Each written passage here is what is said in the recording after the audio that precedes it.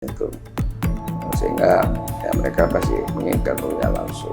Udah jelas lah kalau itu, kita nggak boleh mengganggu demokrasi. Di Papua aja pemilihan langsung, di Aceh juga pemilihan langsung. Ya, hanya satu kan provinsi yang gubernurnya seumur hidup. Ya, jadi hanya Yogyakarta aja. Jadi menurut saya jangan berubah. Demokrasi itu kita nggak boleh mundur. Tapi masyarakat harus juga diberikan informasi yang benar bahwa ini inisiator DPR, bukan inisiator pemerintah. Kan ini kan lama-lama nyalain pemerintah. Kan ini bukan inisiator pemerintah. Ya, dianggap ini. Jangan yang bikin yang ribut. Dianggap ini perintah dari pusat nih, pemerintah. Oh, nggak mungkin lah. Kan namanya ada balik. Iya. Jadi di situ semua fraksi ada kan. Jadi ya jangan sampai ya mereka yang buat, mereka ribut. Nah, bagi saya ya urusan pemilu besok ini urusan perut. Fraksi perut, saya kan ini masalah perut bu. Ya. Gede tuh kan. Perut tokohnya atau perut masyarakat? Oke, ini masyarakat ya banyak.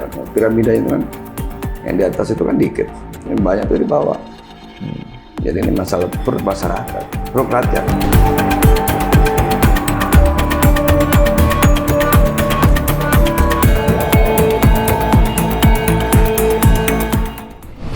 Halo viewers Indoposko Channel, kembali lagi kita dalam program Bistik, bincang asyik seputar politik. Oke, kali ini kita kedatangan tamu spesial, seorang fungsionaris dari salah satu partai terbesar di negeri ini, beliau Bang Erwin Aksa. Ya, terima kasih Bang Erwin Aksa hadir di studio kami. Bang Erwin Aksa ini saat ini menjabat sebagai Wakil Ketua Umum Partai Golkar. Dan dalam kontestasi Pilpres dan Pileg ini, beliau mendapat amanah sebagai Wakil Ketua Tim Kampanye Nasional, Wakil TKN Prabowo Gibran. Dan beliau juga menjadi calon legislatif caleg untuk Dapil DKI 3, meliputi wilayah Jakarta Utara, Jakarta Barat, dan Kepulauan Seribu. Oke, saya sekarang didampingi oleh Bang Wahyu, co-host saya Dili, Bang Erwin Aksa. Kita mulai. Bang Erwin Aksa ini, sebelum kita mulai Bang ya, kami ingin mengucapkan selamat milad Bang Erwin. Ya, jadi Bang Erwin ini 7 Desember kemarin, kebetulan milad ke-49 kalau nggak salah ya Bang ya? 48. Oh 48? Oke, 48. Oke, masih muda, seorang tokoh politik, pebisnis. Bang Erwin, kita mulai Bang Erwin ya. Bang Erwin ini kan pebisnis, pengusaha. Sekarang Bang Erwin, kita dengar juga mau jadi tadi caleg untuk DPRD ketiga. Ini kan perdana ya Bang ya? Ya. Perdana. Kenapa sih kok mau gitu loh?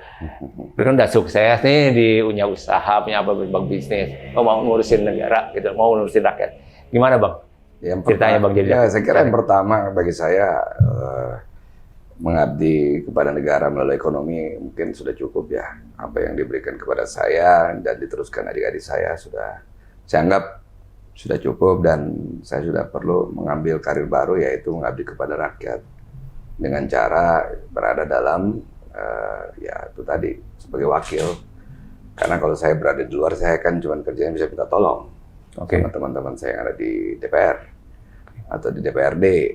Jadi saya tidak bisa menjadi bagian daripada wakil rakyat yang membuat undang-undang ya, atau membuat regulasi.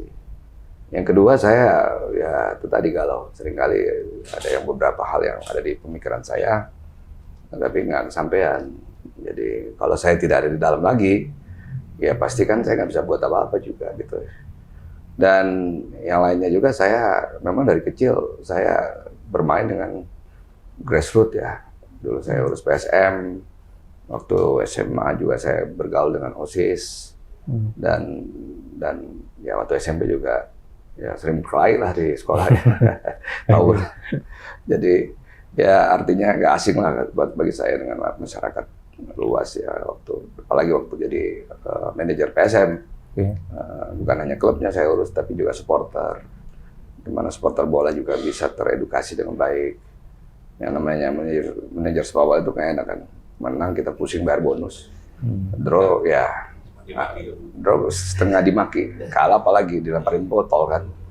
Jadi penonton sama supporter nggak mau tahu proses daripada klub itu. Yang penting mereka mau tahu menang gitu kan. Karena PSM Makassar itu kan klub juara ya, mereka ingin menang. Jadi bebannya berat secara psikologis, yang mengurus PSM Makassar itu nggak mudah. Jadi seringkali saya makan ikan dengan supporter, makan dan bergaul sama mereka, karena mereka kan di Makassar itu sepak bola itu ada kayak agama kedua gitu. Betul. Iya. Nah, justru itu menarik tuh Bang. Kalau sebenarnya kan kalau dilihat dari itu, Abang sebagai manajer PSM, basis masanya kan sudah di Makassar, Bang. Kenapa pindah ke Jakarta? Nah, itu. Ya, di Makassar sudah ada teman-teman saya yang incumbent. Saya kan wakil ketua umum bidang strategis, jadi saya berpikir seluruh Indonesia, melihat seluruh dapil di seluruh Indonesia, bagaimana Golkar bisa mendapatkan kursi sebanyak mungkin, dan juga tidak kehilangan kursi.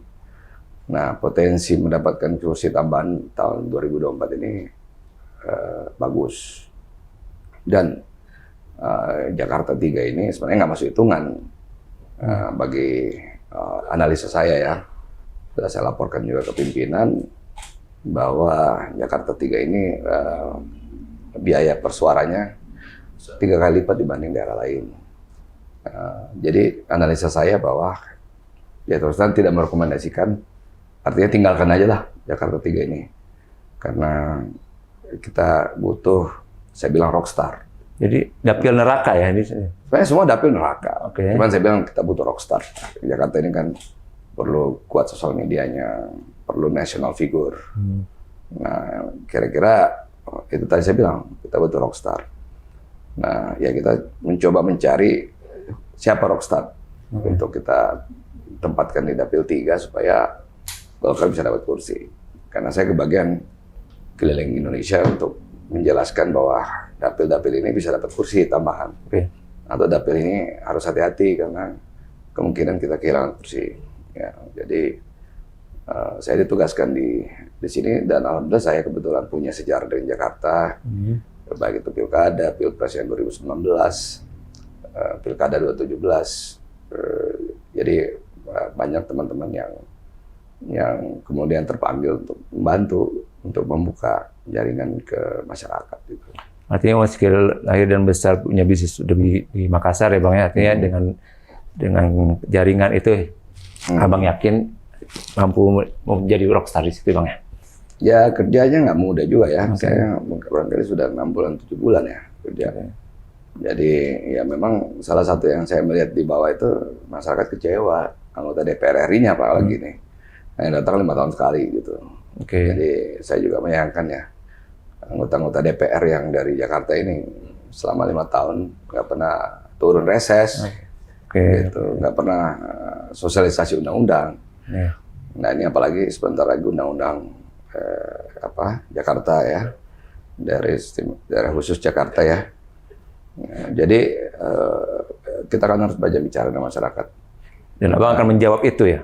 Keresahan masyarakat itu ya? Ya pasti, saya mendengarkan, saya bertemu masyarakat, saya harus berbicara dengan masyarakat bagaimana masa depan mereka. Yang selama ini dari pusat terus terang nggak pernah hadir. Karena Jakarta ini APBD-nya besar.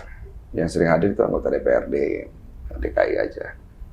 Jadi bagaimanapun DKI ini adalah NKRI kan. Jadi tetap pemerintah pusat harus memberikan perhatiannya. Terutama dari sisi infrastruktur yang mungkin tidak bisa dibangun oleh Pemda DKI. Gitu. Artinya walaupun tadi biaya politik, tapi juga dengan menghadapi para incumbent juga, artinya Abang nikmati aja lah saya. Saya nggak pernah survei juga, saya nikmati aja, saya jalan ya kan. Kalau dari segi peluang gimana Bang? Kalau Abang melihat peluang? Nggak tahu saya, pokoknya saya jalan aja. Ya pokoknya nikmati aja lah. Jadi yang penting kalau kita diundang masyarakat, saya ke kawinan juga datang. Jadi ya nikmati aja. Maulidan di Jakarta ini kan sepanjang tahun maulid. Jadi kita nikmati.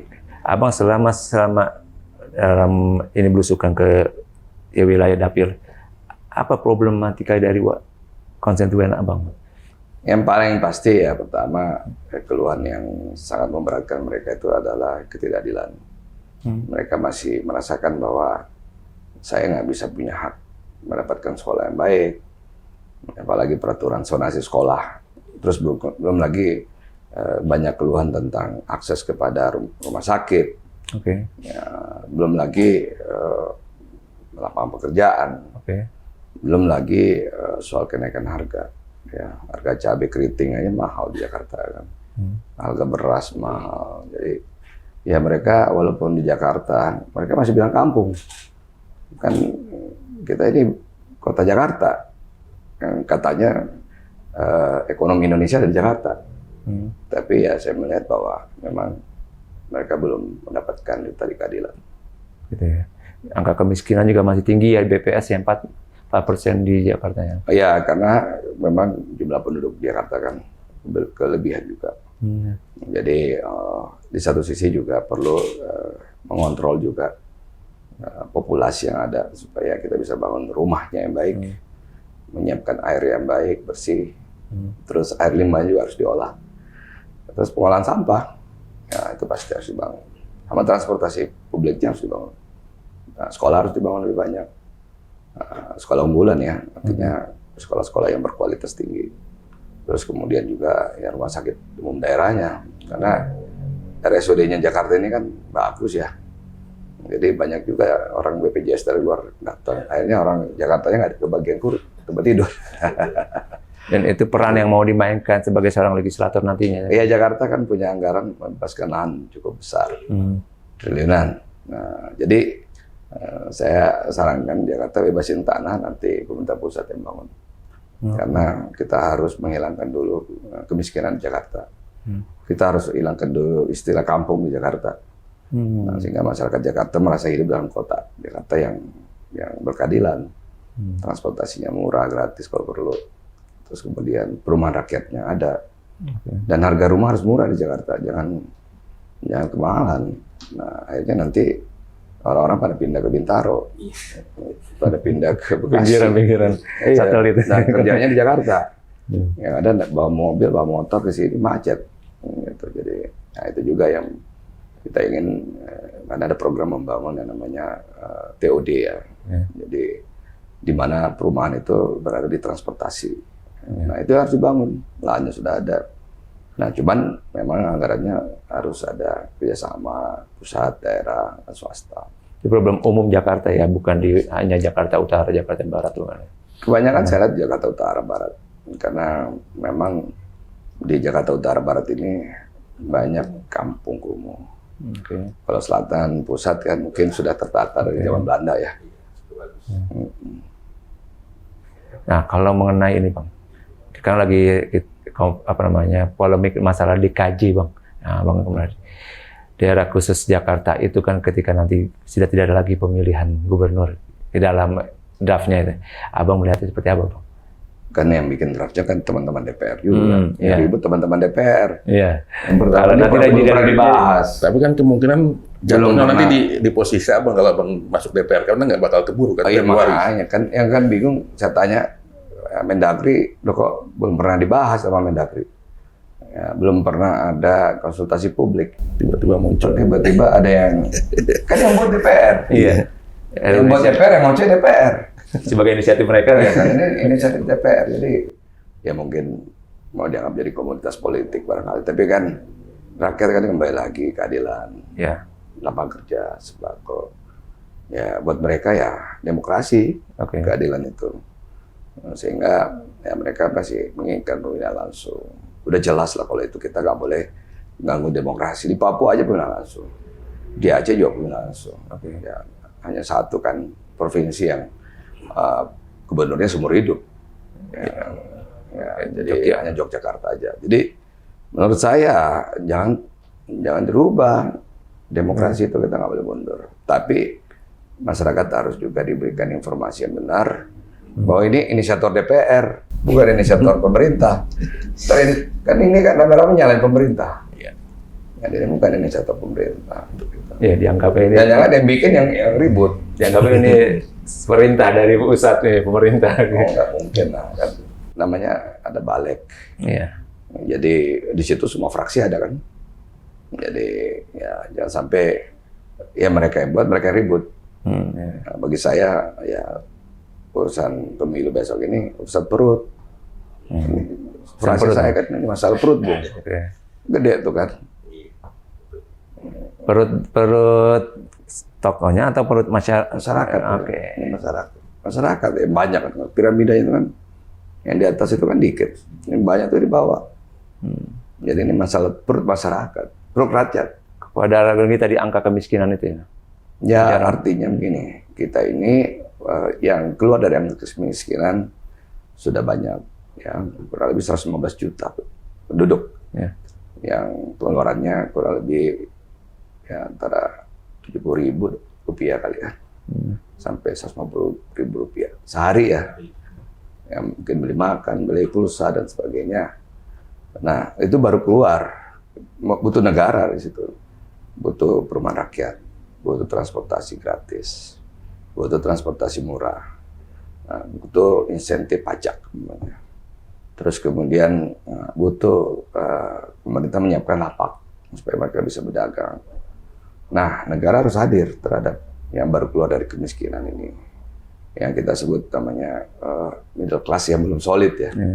Yang solidnya cuma 53 juta, yang pengeluarannya 200.000 sampai 1 juta sehari. Middle class solid ya. Minus berarti. Wartawan berapa sehari? Ya pengeluaran berapa saja? Beli bensin, iya. Beli pulsa, beli makan. Ya kan? Nah, jadi bisa diukur lah dari situ. Nah kita kan ingin membuat kelas menengah solid. Oke. Kan kita tidak mau terjebak dalam ya, namanya middle income trap katanya kan. Jadi istilah saya kelas menengah solid lah, yang istilah gampangnya gitu. Nah 115 juta ini harus naik kelas ke solid. Nah, supaya mereka punya belanja hariannya itu tadi antara 150.000 sampai 1 juta. Ekonomi berputar di sini ya. Ekonomi berputar, konsumsi naik, bisa nabung. Ya. Berarti bisa nabung kan. Ya paling nggak gajinya minimal 10 juta, 15 juta. Kita kan Bisa bayar kerja. cicilan, bisa bayar mobil, terus kemudian bisa sekolahin anaknya, terus bisa dapat pelayanan kesehatan baik, bisa liburan juga, ya kan. Nah, Tapi masalahnya gini Bang, di Jakarta UMP 5 juta aja udah ribut Bang. Udah demo di. Ya sebenarnya nggak ada juga ya, karena upah minimum kotanya, kabupatennya Bekasi itu lebih tinggi. Ya itu. Jadi Ya, masih menurut ibu saya kota juga di kalah. sini ya negara kadang-kadang mungkin juga terlalu sering mendengarkan pengusaha kali ya. Ya, karena di sini banyak retail modern ya, mall-mall. Terus mungkin juga ada itu kan Indomaret, Alfamart kan. Tapi ya kembali lagi bahwa biaya hidup Jakarta mahal kan. Kan kopi di sini sama kopi Bekasi kan yang mahal sini. Iya. Sewa lapak ini mahal dari Bekasi, sewa ruko sini mahal. Jadi udah wajar di sini harus mahal, makanya dengan biaya hidup mahal, gaji tinggi, ya masyarakat yang nggak mau hidup mahal ya pasti pindah ke pinggiran. Ada yang pindah ke BSD, Tangerang Selatan, Tangerang, pindah ke Bekasi. Nah, jadi perpindahan itu kemudian membuat Jakarta bisa ditata ulang itu, bisa ditata ulang. Kalau saran Abang gimana Bang? Ke depan nih setelah Jakarta dipindahkan ke IKN, kan Jakarta sudah bukan ibu kota.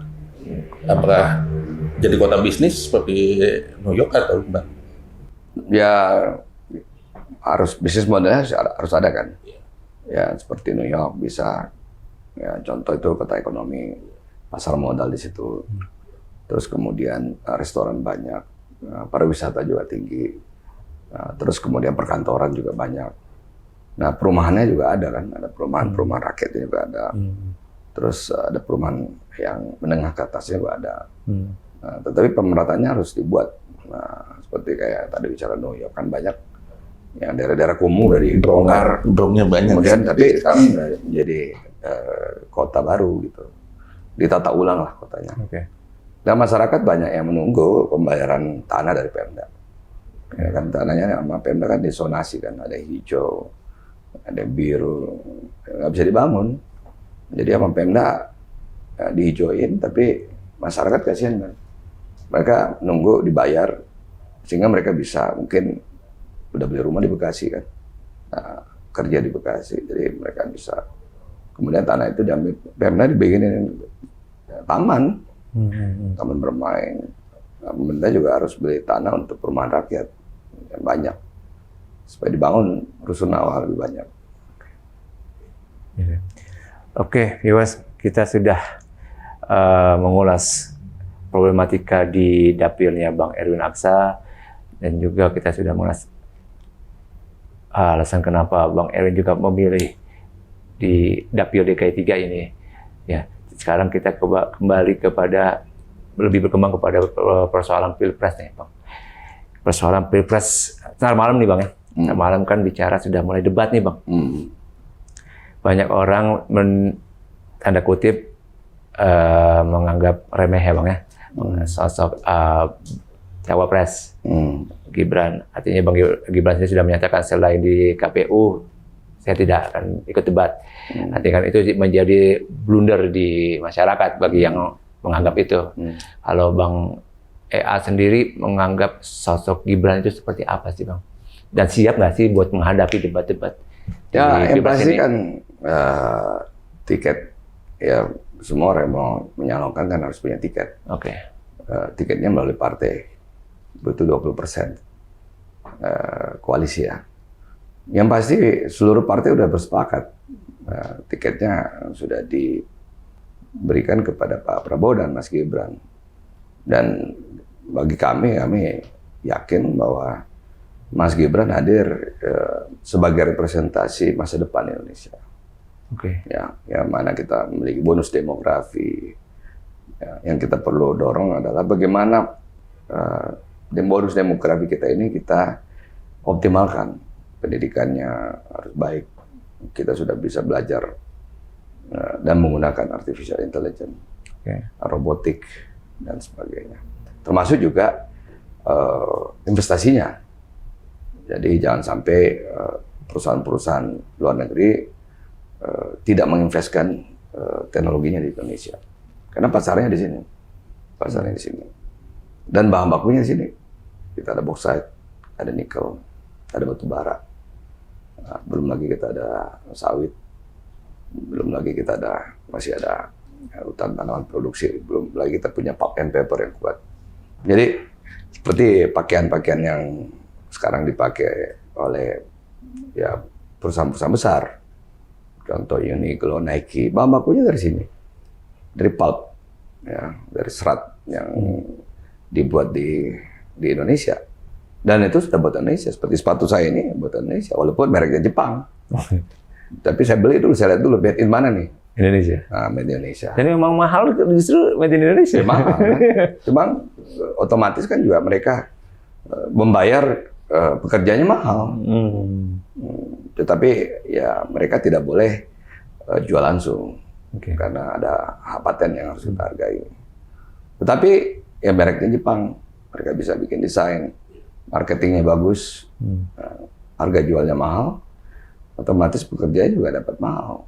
Nah, memang industri-industri seperti sepatu, tekstil sudah mulai ditinggal. Ada yang ke Bangladesh, ada ke Myanmar, ya karena biayanya lebih murah dari Indonesia. Makanya Indonesia harus membuat lagi yang lebih mahal lagi. Seperti tadi, sepatu-sepatu Jepang. Bahkan saya di luar Amerika, seringkali mendapat jas-jas tuh buatan Indonesia. Jas Calvin Klein buatan Indonesia. Jadi kita sudah masuk ke era di mana industri garment kita itu sudah garment yang kelas atas gitu. Jadi kita mudah-mudahan nanti garment kita kayak Itali gitu. Jadi kita berharap bahwa value-nya sudah naik. Kita tidak lagi bikin garment yang murah zaman dulu kan.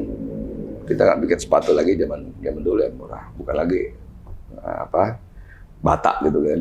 Udah gaya Indonesia bikin sepatunya gitu. Iya Bang, kalau sejauh ini kan kalau kita lihat Pilpres nih, sekarang ini kan sedang hangat-hangatnya.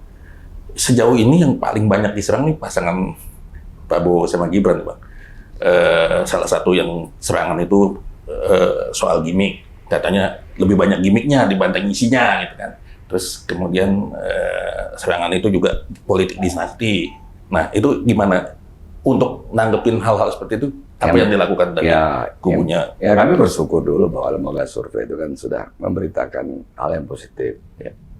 Biasanya memang orang menyerang karena melihat ada yang trennya positif, karena kalah, gitu kan. Ya, kalau dia trennya positif, ngapain saya nyerang? Jadi dalam bola itu pertahanan yang baik adalah nyerang. Jadi kalau kita biasa urus bola, kita nggak bertahan. Jadi kita bilang pertahanan yang baik adalah menyerang. Nah, supaya kita bikin gol banyak kan. Nah, dalam pemilu ke pemilu saya selalu katakan ini masalah ekonomi. Bahwa paslon itu siapapun mau caleg kayak kita ini ya harus berbicara tentang ekonomi. Bagaimana menyelesaikan masalah ekonomi masyarakat.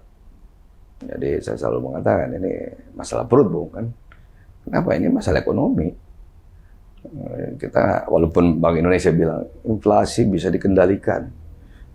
Dari mana inflasinya? Masyarakat masih merasakan harga cabai keriting mahal, ya kan? Harga beras mahal. Nah, terus kemudian pertumbuhan ekonomi bagus, ya iya dibanding negara lain ya kan. Tapi kan masyarakat tidak merasakan itu.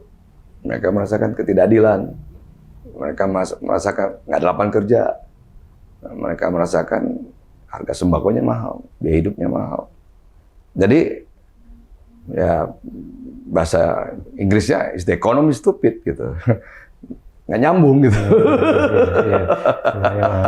Apa yang Tapi kan tetap tudingan-tudingan itu harus diklaim, Bang.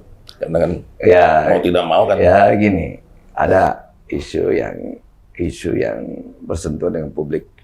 Ada isu politik, isu elit. Ada isu yang bertahan mungkin 2 bulan. Ada isu yang bertahan cuma sehari. Ada isu yang bertahan seminggu. Agenda setting gitu. Ya, kan nama juga. Ya, pertahanan yang baik adalah menyerang. Tapi survei memang terakhir itu kan ada Litbang Kompas, ada LSI juga semakin diserang justru suaranya malah aktivitasnya makin lancar ya. Memang masyarakat Indonesia ini kan nggak senang dengan ini ya negatif campaign. Contoh dulu Pak SBY JK kan beliau bermain positif campaign. Contoh Pak SP Budiono kan juga menang tebal bermain positif. Pak Jokowi JK bermain positif. Terus Pak Jokowi Maruf juga bermain positif. Jadi kembali lagi bahwa setiap pemilu saya mengikuti betul dari 2004. Pak SBY JK bicara ekonomi, bicara keadilan. Karena dua-duanya ahli kan, satu ahli sosial politik, satu ahli ekonomi. Pak Budiono dan Pak SBY Budiono kan sama. Pak SBY yang ngerti sosial politik, Pak Budiono ngerti ekonomi. Nah, kembali ke Pak Jokowi JK, dua-duanya backgroundnya pengusaha, ngomongnya ekonomi.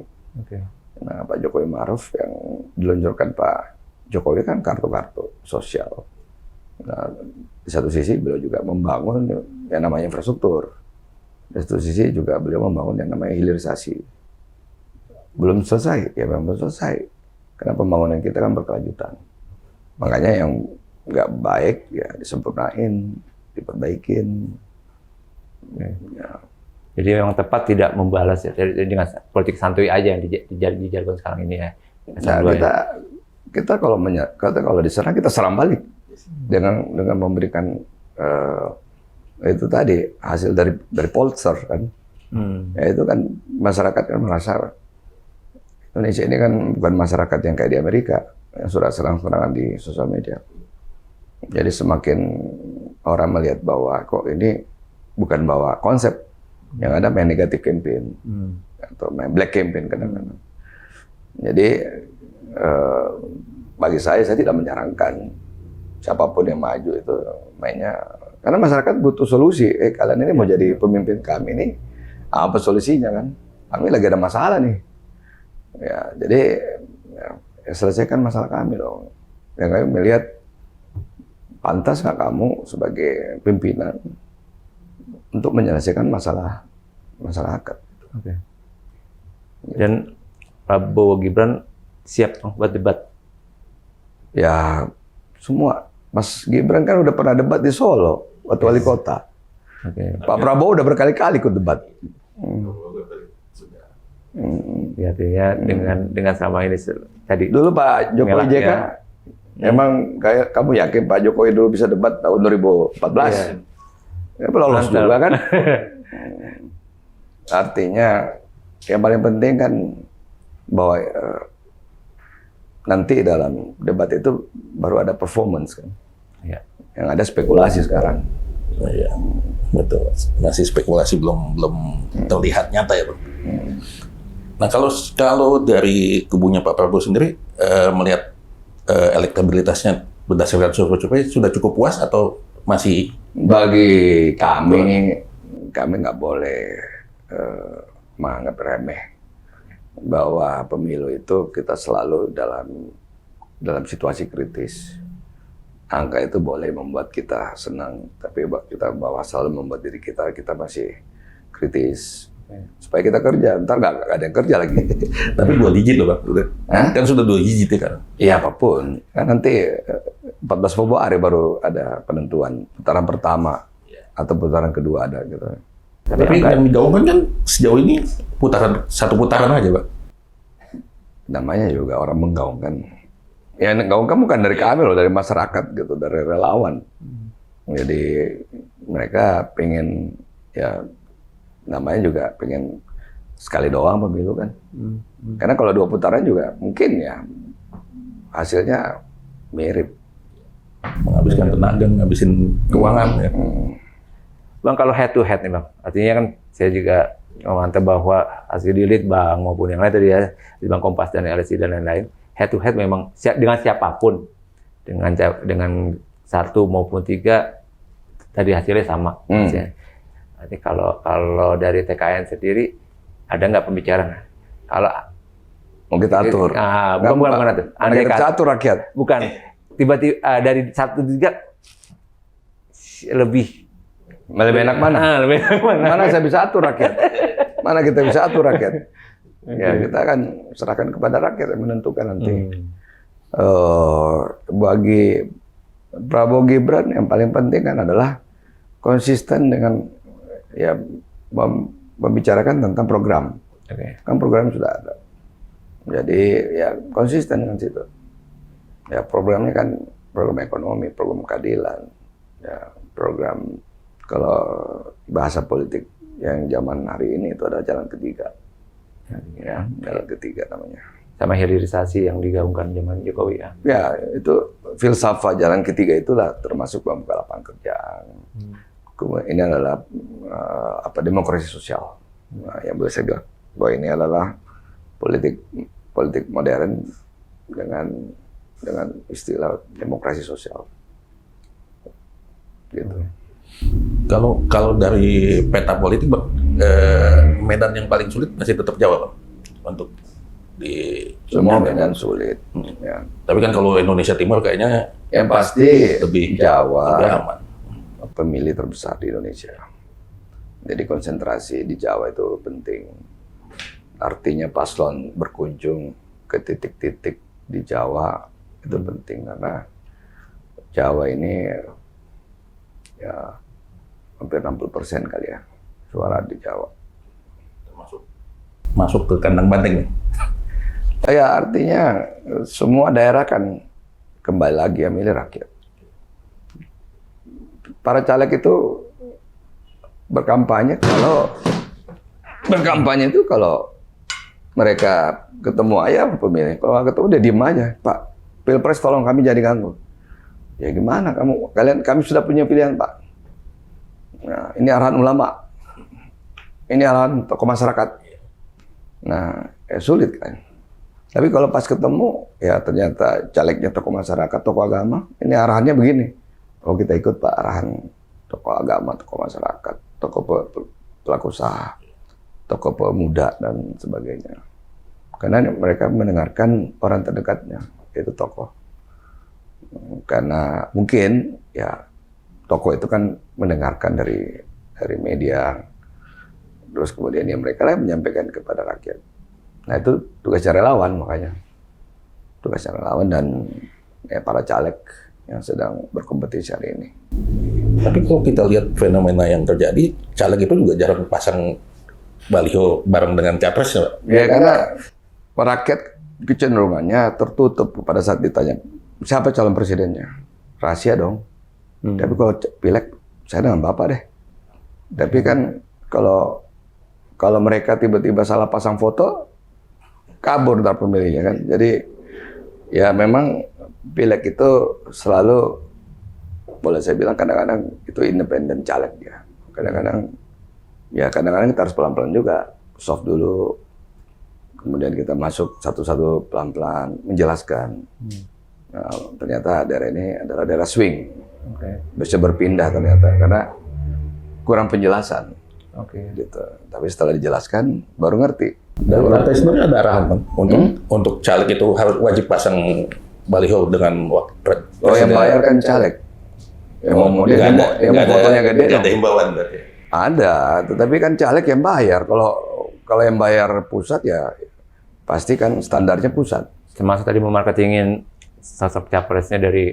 Iya, kan kalau pileg itu adalah pemilihan legislatif individu. Kalau pilpres ya pemilihan presiden nasional. Makanya ada TKN yang membuat standarisasi, yang membuat konten, yang membuat gimmick dan sebagainya. Tapi lagi-lagi bahwa kalau caleg itu kan urusan door to door satu-satu itu mainnya TPS. Kalau pilpres kan nggak main TPS, main kota, main provinsi. Jadi nggak sampai TPS kalau pilpres itu. Main pesan, isu. Tapi juga ada tugas beban yang memang jadi kewajiban caleg untuk juga mau caleg dari 02 misalnya ya. Tugas kita adalah menjelaskan kenapa capres kita terbaik. Nah, ada dialog kan. Masyarakat kita itu nggak mau kosong-kosong juga. Mereka mau tanya apa kelebihannya, apa yang kami dapat. Bisa nggak selesaikan masalah lapangan pekerjaan saya? Bisa nggak selesaikan masalah keadilan saya ini? Saya ke kantor polisi nggak dilayani, tapi pas ada saya lihat orang-orang gede dilayani gitu. Nah, bisa nggak masalah sembakonya bisa terpenuhi? Jadi kita harus jelaskan semuanya itu karena mereka informasinya kan sepotong-sepotong. Gitu. Dan itu yang menjadi tugas caleg. Ya. Oke. Baik Bang, ini menjadi sebuah kebiasaan. Oke, kita sudah membahas pileg, pilpres, dan menjadi sebuah kebiasaan untuk menjadi penutup Bang. Mungkin ada quote atau kata penutup dari Bang Erwin Aksa nih di Bistik ini Bang. Silakan Bang Erwin. Ya pertama, pesta politik kita ini adalah pesta di mana kita harus menyelesaikan masalah persoalan masyarakat, terutama masalah ekonomi mereka. Jadi frase saya ini masalah perut bung, dan masyarakat perlu mendapatkan lapangan kerja, perlu mendapatkan keadilan. Keadilan apa saja? Keadilan hukum, keadilan kesehatan, keadilan sekolah, dan sembakonya. Ya kita negara agraris tapi kan sembakonya masih naik turun gitu kan. Jadi masyarakat merasa perlu pemimpin tegas untuk bisa menyelesaikan ini semua. Ini masalah perut bung. Ini masalah perut bung. Baik, viewers. Sekian kita podcast dengan Bang Erwin Aksa. Semoga apa yang diceritakan Bang Erwin Aksa untuk menjadi caleg dan lolos di Dapil DKI 3, semoga jadi sukses ya Bang ya. Salah. Jadi kita sudahi. Terima kasih viewers, tonton dan dukung Bang Erwin Aksa. Sarangeo. Oh, sarangeo. Sarangeo. Sarangeo. Oke, baik.